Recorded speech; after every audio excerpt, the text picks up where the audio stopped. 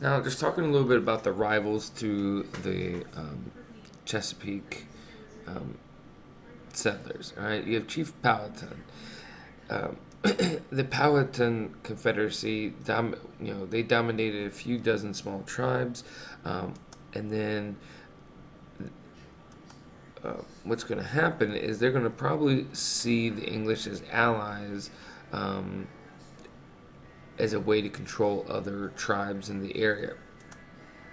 All right, and you can see here like all the different tribes in the Powhatan Confederacy. So he controls all these areas, but then there's all these other Indian settlements that the Chief Powhatan has to deal with.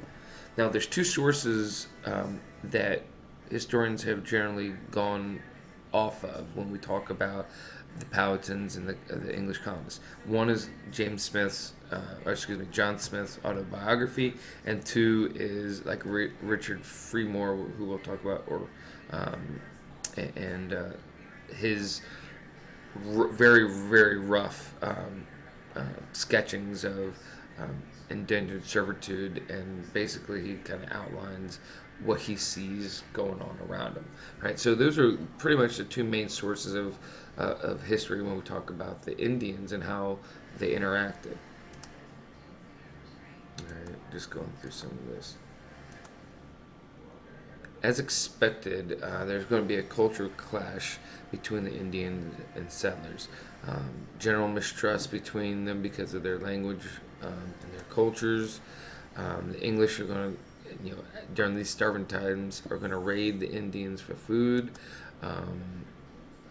And this is going to result in a series of wars between the Indians and the colonists. General the first governor is De La War. He makes orders to make war on the Indians that will result in devastation. Okay.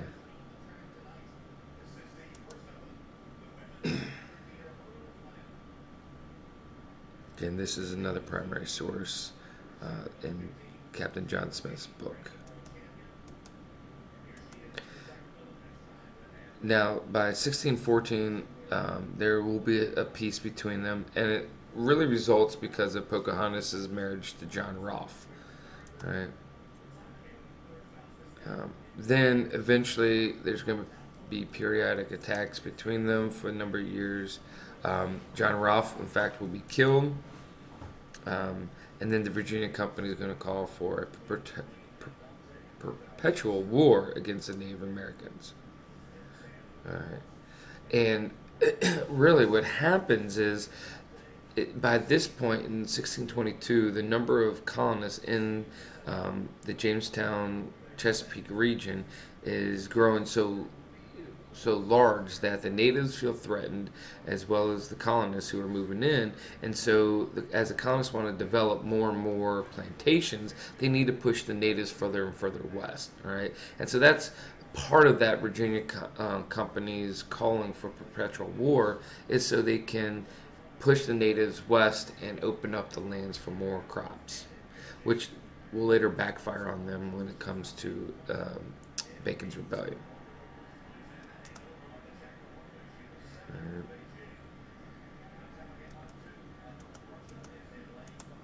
Now, some of these wars aren't necessarily so important, but it's kind of just see the evolution of the relationship between the natives and the colonists, and kind of see one, um, and I'll use this term loosely, but the white man's treatment towards the Native Americans begins again, very early with not just the Spanish, but now the English, and the Europeans are going to treat the natives pretty much the same. Um, by 1646, most of the Powhatans are going to be removed from their original land, and that's going to pretty much settle the conflicts between them. Right. Now, John Rolfe, he's important not just because of his marriage to Pocahontas, but he also discovered a very important crop. I'm sure you know what it is: tobacco. All right.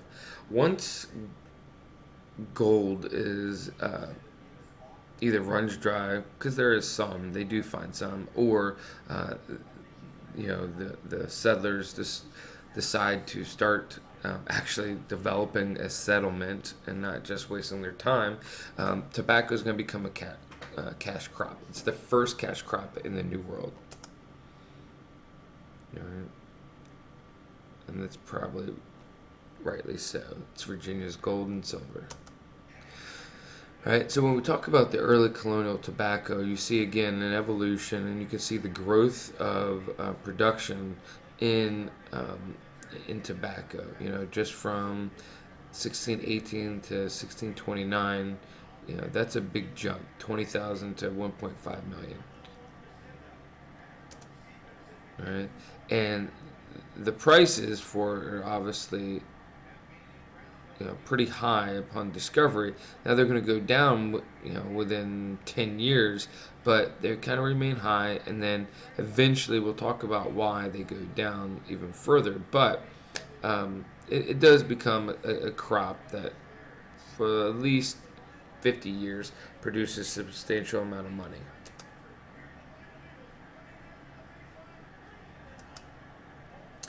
Now, let's talk about one of the effects of tobacco discovery is going to be a need for labor. All right.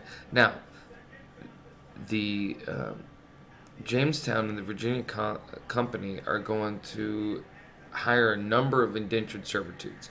When we talk about indentured servitudes, we're talking about people who couldn't afford to come over, so somebody else paid their way. They were required to work for 5 to 7 years, and then they would be granted their freedom and maybe some land or money or whatever.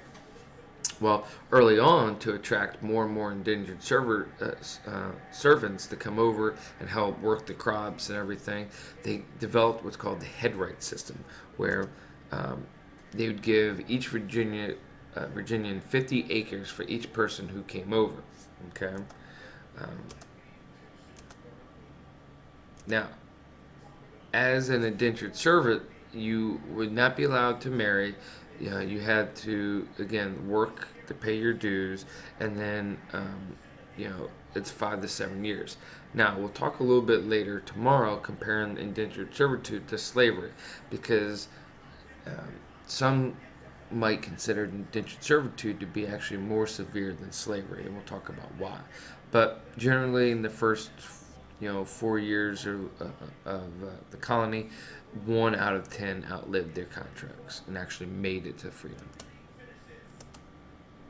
All right. So when we talk about Virginia's tobacco, again, one of the major effects is this need for labor. All right. Now, tobacco obviously though makes Virginia become very economically strong and independent, and in fact it will be until the Civil War. Virginia will be one of the most independent and dominant states or colonies in North America. All right. Now, it will have an effect. One of the reasons why the prices go down is because they don't know how to foster the growth of tobacco, how to alternate the fields, how to do the burn and slash method of farming. And so the soils become ruined after a while, and therefore the crop of tobacco goes down. All right. All right. And so again, the need for cheap and abundant labor results in indentured servitude and eventually slavery. All right, so we'll stop right here for part 1.